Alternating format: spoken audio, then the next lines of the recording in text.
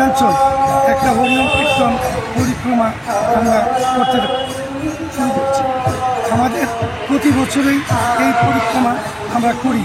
আমাদের পরিক্রমার মূল উদ্দেশ্য হচ্ছে সমস্ত অংশের জনগণ যাতে সুখে শান্তিতে থাকতে পারে, তার পরম ব্রহ্মের কাছে তার প্রার্থনা করা। আমাদের প্রতি বছর আমাদের অঞ্চলে 17টা মণ্ডলী আছে। এটা একটা বছরে একটা মণ্ডলীতে অনুষ্ঠিত হয়। আজকের ক্রমানুসারে আমতুলি মণ্ডলীতে সেটা অনুষ্ঠিত হয়েছে। আগামী বছর অন্য মণ্ডলীতে সেটা অনুষ্ঠিত হবে। আজকের এই মহা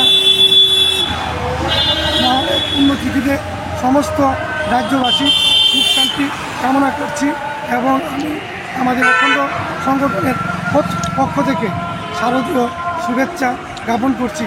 সবাই ভালো থাকুক, সুখে থাকুক। নমস্কার।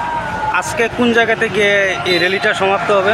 আজকে আমতুলি স্কুলের প্রাঙ্গণ থেকে আমরা শুরু করেছি।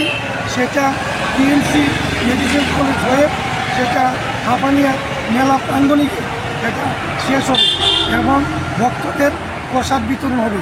আজকের প্রায় 3 শতাধিক ভক্ত এই হরিনাম কীর্তনে অংশগ্রহণ করেছে। আমার সাথে আমাদের পশ্চিম ত্রিপুরা জেলার কার্যকরী সভাপতি ডক্টর বীরেন্দ্র দেবনাথ মহোদয় উপস্থিত আছেন।